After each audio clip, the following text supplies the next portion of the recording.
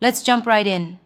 There's this explosive discussion where the focus is flipped away from mere missile talk to really following the money behind the US strike on Iran. Yeah. It's a layered look at power and profit. Oh, absolutely.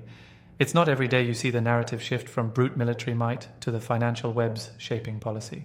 Right, so the interview with Colonel Douglas Macgregor dives into questioning if the strike on Iran was just a show or if there were deeper strategies at play.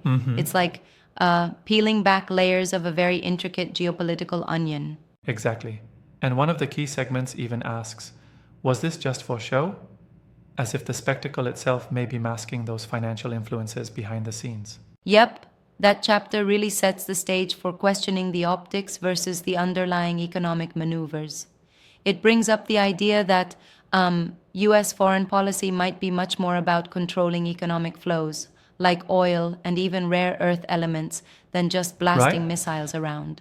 And here's the kicker.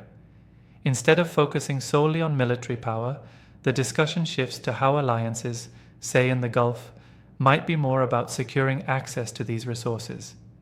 It forces you to rethink, is this strategy really just, about oil? Exactly so.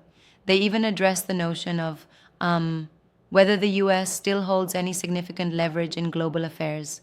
It's a timely debate that spans from is our empire collapsing to more nuanced questions like controlling the flow of money and Yeah, commodities. that's a really dramatic angle. Almost like a collapse of the old order being hidden behind flashy displays of force. When it comes to alliances and resource management, it almost feels like there's a secret playbook. Absolutely. And consider this. One segment questions if Gulf alliances are covertly about rare earths rather than just oil, all done with an aim to reinforce US leverage. It's like saying, hey, the game's not only about fuel, it's about the future's tech essentials. That's right. And isn't it almost like an economic chess game? Every move is about resources and hidden alliances, not just military maneuvers. Precisely. And the conversation even dives into this provocative idea that money flows and alliances might be dictating US policy more than we'd like to admit. It questions if the strike was really a conventional military decision or a calculated economic move. I appreciate that because it really challenges the typical narrative. However, isn't it a little too easy to reduce everything to money? I mean, missiles and military strategy have their undeniable roles too, right? That's a fair point. The analysis doesn't claim that military might is irrelevant. Instead, it argues that the true durability of US strategy may well lie in its economic influence. It's like you're saying, yeah, the bombs drop, but the cash flows even deeper. Yeah, right. It's that juxtaposition that's so eye-opening. Traditional defense versus economic pull, the two seem to dance together in this narrative. Totally. And then there's another chapter that really gets into it. Does the US still have leverage? It digs into whether the nation's power is waning amid all the shifting alliances and economic pressures. That part really had me thinking. With global dynamics in flux, could it be that the old American leverage is slowly eroding? It does come across that way. And then the narrative goes even deeper. It even touches on the controversial notion of Israel's influence over US policy, arguing that some of these foreign decisions might be indirectly steered by hidden networks. Right? When you mention that, it absolutely adds a layer of intrigue, though I have to say it also walks a very fine line between analysis and conjecture. I hear you. It does sound, bold, maybe even a bit conspiratorial. But the point seems to be that multiple intertwined forces are at work. It's not a simple story. It's like a tapestry where money, influence, and military action are all interwoven. Yeah, I get that, but I wonder if by emphasizing the economic interest so heavily, we risk oversimplifying a very complex interplay of factors. That's a reasonable critique. And sure, the theory might seem to lean heavily on the economic side sometimes. Still, the intention is to highlight that behind every headline of military might, there could very well be an intricate web of profit motives and economic alliances. Exactly. Definitely. And then there's the segment asking, is the US empire collapsing? Which is a daring, almost provocative question. It forces us to consider if the old paradigms really still hold water. Right on. It invites us to rethink whether the empire is faltering under the pressure of modern financial warfare. And when you connect that with chapters like Are Gulf Alliances About Rare Earths, you start to see a picture where traditional threats are intertwined with, well, economic dependencies. It really paints a picture. And what about the idea that even figures like Epstein and Mossad get mentioned? That almost seems like the conversation is trying to unravel every hidden thread of influence. Yes, that definitely adds to the complexity.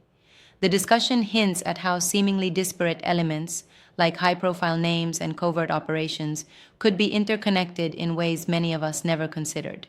Yeah, I have to ask though, do you think the interview leans too much into speculation when it comes to these connections? I mean, it's all pretty provocative. It does tread that fine line. While the narrative pushes us to question the status quo, some of those leaps, like tying Epstein to Mossad, might need more solid evidence to be fully convincing. Right? Exactly. And while it's an engaging angle, we have to be cautious not to let the narrative run too wild without firm groundings. True, but that's also the beauty of this discussion. It forces us to challenge conventional wisdom and ask, what if the real power isn't the missile, but the money behind it? That's a powerful takeaway. It suggests that digging into the financial underpinnings might offer a clearer view of global strategies. Exactly. And by examining the chapters from was this just for show to the debates over economic leverage, one gets a multifaceted picture of modern geopolitics. It's intriguing, right?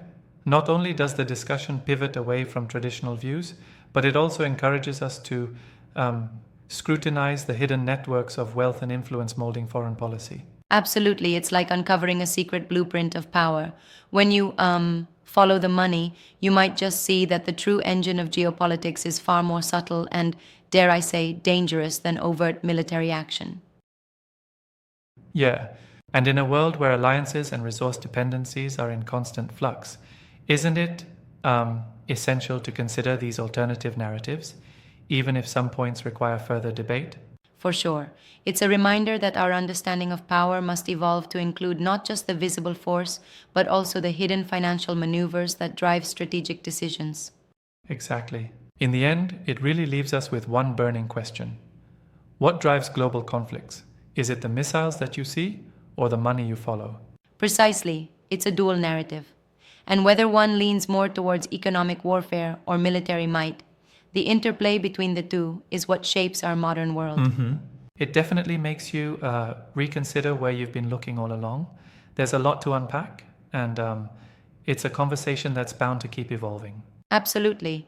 And with every revelation about financial control or hidden alliances, we're reminded that global power is a complex dance of money and influence, not just missiles on the horizon. Right?